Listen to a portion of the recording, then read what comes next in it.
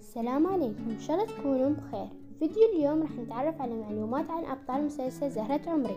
بس قبل ما نبدأ الفيديو حطوا لايك، اشتركوا بالقناة وفعلوا زر الجرس عشان يوصلكم كل شي جديد. ويلا نبدأ.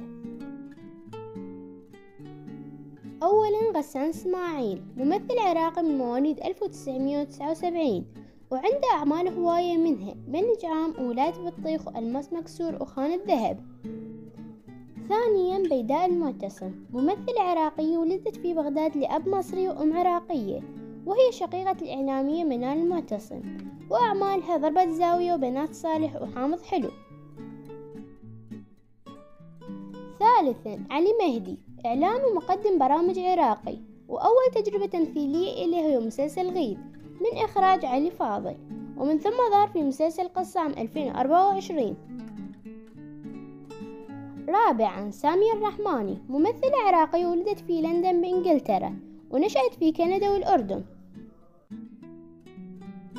خامسا هبة عادل ممثلة عراقية بدأت حياتها المهنية بتقديم عروض الأزياء والمشاركة في الإعلانات التجارية. أعمالها هي انتقام روح ووطن وياقوت وزهرة عمري. 6 بهاء خيون ممثل عراقي قام بالاشتراك بالتمثيل في عدد من الأعمال الفنية ومنها بنج عام، قصة، أغيد، والساتر الغربي، وزهرة عمري. 7 أحمد الخفاجي ممثل عراقي من مواليد 22 أبريل 1992 وشارك في خان الذهب وكريستال.